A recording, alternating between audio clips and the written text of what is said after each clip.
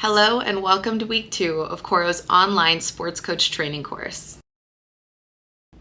Today we're going to cover social media algorithms and dive deeply into the different platforms, the nuances, and the ways you can leverage them to help you make the most of your customer acquisition strategy. By now you should have created an account on Couro and established your niche so you can start thinking strategically about the kind of content you plan to create. As you keep in mind the customer acquisition funnel, I'll remind you that we're in the awareness phase right now. This is where we'll leverage the locations our potential customers are already hanging out, aka the platforms where they're already watching videos, and post content that will draw attention to your unique insights. You may be wondering why we chose to focus on social media as our awareness tool. Personally, I love social media because it's free, although you're always able to promote your content as well.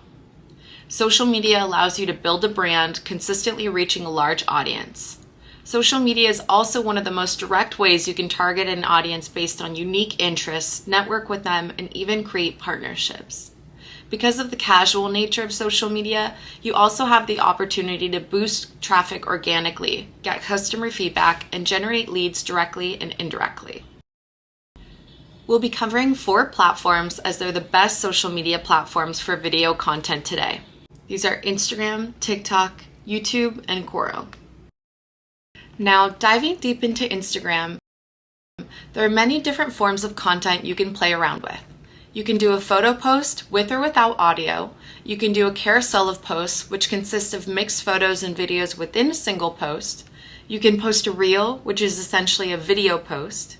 You can do a story, which is a more casual photo or video post available only for 24 hours. You can post an IG Live, which is where you broadcast live from wherever you are. You can post an IGTV, which enables you to create a longer video post than a reel, though these aren't as popular on Instagram. And you can create guides, which are a curated collection of posts. Some ways you can experiment by creating content on Instagram are by creating video series, sharing infographics as carousels, posting quotes or memes, creating invite-only groups to foster community and let people know you've created a new post, and using direct messages or DMs to communicate more directly with your followers. Now, when we talk about the Instagram algorithm, we're really talking about the way the platform prioritizes and distributes content. As an Instagram user, the algorithm will prioritize showing you things that are of personal interest. That means if you like basketball clips, it'll try to show you more basketball clips. So how does the algorithm even know if you like basketball clips? It pays attention to the kinds of content you follow, like, comment, share, and save. Instagram will even try to learn what you prefer from the businesses you've called or whose websites you've tapped from their Instagram profile. All of these metrics are extremely important when you consider pushing your content out to the right people. I'll also mention that compared to other platforms, Instagram users tend to prefer more aesthetically pleasing content over casual content, so be sure to keep quality in mind when you're posting.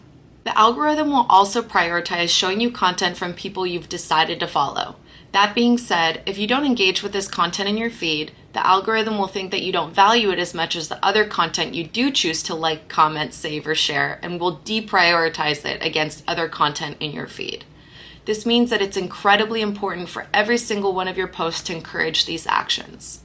Then, as a user posting content, you'll have a greater audience reach if you already have a good amount of followers.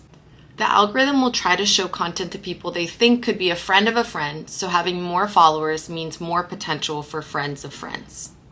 Instagram also rewards the amount of times that you visit and the length of time you spend on their app, so more time engaging online means the app will show your content to more people. Lastly, the algorithm values timeliness. This is why it's important to determine when your followers spend most of their time online and to post just before they log on. To use Instagram's algorithm to your advantage, use the newest features and a variety of content types. The app wants to reward accounts experimenting with their latest features so they can show it off to more users and have these new features gain traction. Create a search strategy.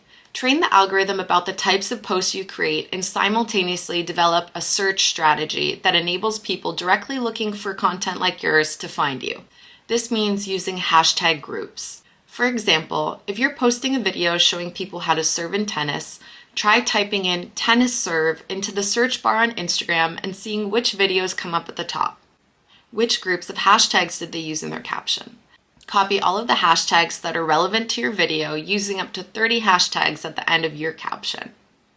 Using hashtag groups that have already worked for top videos in the same niche will give you a greater chance of being discovered, as you'll have the assurance that other people have been successful with them. You should also plan to use trending audio, which can be identified by the little arrow next to the name of the audio file. Trending sounds get shown to more accounts, so be sure to add them into the backgrounds of your videos. You should also focus on building community. As I mentioned before, it's important to spend time on the app in general, but engaging with similar accounts in your niche can encourage them and their followers to follow, comment, share, and save your content. And lastly, learn from your analytics to create better content that your audience prefers to see over time. We'll be covering this more in week 5 of our course, so don't worry about it too much right now.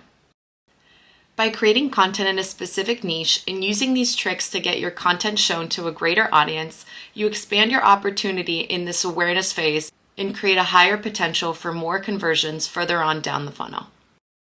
Next, we'll cover TikTok. TikTok is the fastest growing platform, which means it has the highest potential for views. On TikTok, you can post videos or images in a carousel with sound.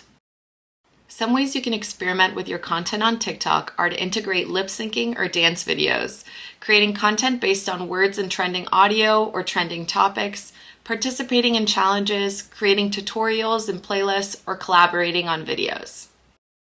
TikTok's For You page is very competitive, but it's also less based on historical success than Instagram's algorithm. This means that though they value similar interactions such as accounts you follow, comments, liked and favorited content, the app is well known for popularizing great content regardless of how many followers you have or the reach your videos have had in the past. And unlike Instagram, which discusses the inner workings of their algorithm openly, TikTok is a little bit more secretive about theirs, but they've been known to value metrics such as video completion rates on content, your search history, and your personal settings from your location to your language setting. To use TikTok's algorithm to your advantage, be sure to use their newest features, but really focus on copying trends. Think about ways you can use trending hashtags, audio, and popular video edits within your niche. Then be sure to use a search strategy using the same method described on Instagram by researching the best hashtag groups for your niche and using trending audio. Be sure to be consistent and post often. The key is to build trust with your audience so they know what kind of content they can expect from you and when they can expect it. And lastly, learn from your analytics. See what's performed well as you get started and keep creating with that in mind. Next, we'll talk about YouTube. YouTube is great for longer form video content. On YouTube, you can post horizontal videos, video shorts, which are essentially shorter vertical videos meant to compete with Instagram and TikTok, and live videos. To experiment with YouTube content, you can create tutorials, question and answer videos, or ask me anything videos.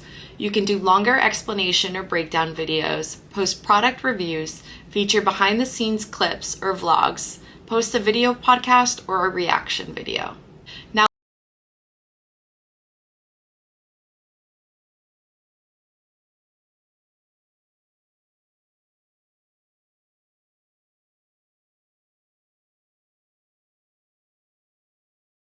Now, while Instagram and TikTok users spend a great portion of their time on recommended pages, YouTube users tend to begin with a direct search and are then prompted to watch similar videos. This means that the algorithm values personal interest before anything else. The algorithm also values search engine optimization. If users can easily find your video, more people are likely to watch it. Then, of course, video completion rates tell the algorithm how engaging your video was. Were you able to keep users watching until the end? Relevancy is also extremely important. Do you post similar video topics and editing styles so people know what to expect when they come to your page? And lastly, consistency. Show up online and post quality content often. When it comes to hacking YouTube's algorithm, I always start with optimizing your metadata. This means creating a catchy title that also gives users an idea of the content they can expect in the video. Use a high-quality thumbnail that calls the user's attention to click on your video over others that come up in search, and use a clear description that enables YouTube's algorithm to understand the value you provide in the video. Next, keep your audience engaged. Once you've gotten someone to click on your video, it's important that they watch the entire video. Keep your video as concise as you can and give them a reason to watch all the way through. Then, as I mentioned, be consistent. Let users know how regularly you plan to post and follow through to give them a reason to check back on your page. Lastly, stay relevant. Do some YouTube keyword research to see which topics are trending in your niche. Posting about relevant content will help you to appear to be an industry leader. And lastly, Couro. Couro is the best platform for immediate monetization. While Instagram, TikTok, and YouTube will help you expand your reach over time, Couro will enable you to provide more personalized value to a user for a fee. The forms of content you can find on Couro are image posts. These could be images of PDFs, Excel docs, or Word docs, and video posts. And finally, you can use folders to keep all of your content organized as you wish. To experiment with content on Couro, start by creating 3 tiers of offerings you plan to provide to subscribers. You could create workout guides and nutrition plans, training playlists, video series or tutorials, and don't forget to participate in challenges. The Couro algorithm was designed with you in mind, so our main goal is to bring as many potential subscribers in your niche to your page as possible. When users create an account, we use the interests they've selected as well as their personal searches to identify their interest in a niche. Beyond this, the algorithm will show users free content from pros they've followed who designate any given post as public, and paid content from pros they've subscribed to. To use Couro's algorithm to your advantage, be a first mover. If you're one of the first people in a niche, say learning to set in volleyball or improving your open water swimming technique for a triathlon, your pro page may be one of the select few that comes up in a search. Own your client channel. Be sure to chat to users that follow you to see what they may be interested in and create more expensive tiers with personalized options to give users the opportunity to spend more money with you if they want a more direct approach. Build your community. Post quality content consistently and reply to comments so users know you're online and available to them often. Lastly, ask for feedback. As you start bringing in subscriptions, it's important to check in with subscribers to make sure you're giving them the value they're looking for. Message subscribers directly or encourage them to leave a comment on your video to let you know what they thought about it. Now for your homework this week, we'll ask you to find a piece of well-performing content in your niche. What platform was it featured on? How did it catch your attention? What did you search to find it? What was useful or valuable to you about this piece of content? What was the caption? Did they use any specific hashtags, trending audio, or popular editing strategies? Don't forget to leave a comment below if you have any questions I can answer about any of the platforms. Thank you for watching, and I'll see you in week 3.